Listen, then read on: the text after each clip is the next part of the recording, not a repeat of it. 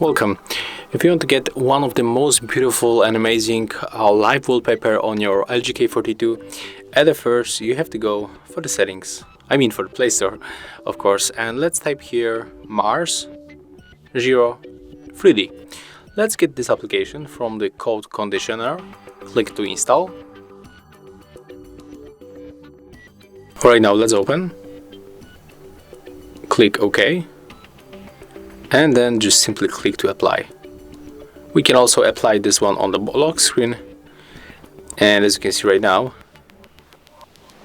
we can close this one, and here we are, this wallpaper. It looks really amazing and it's live, right?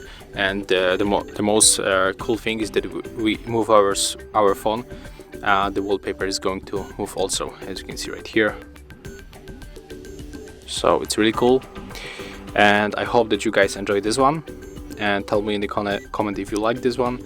Thank you for watching. Leave thumbs ups, comments and subscribe to our channel. See ya.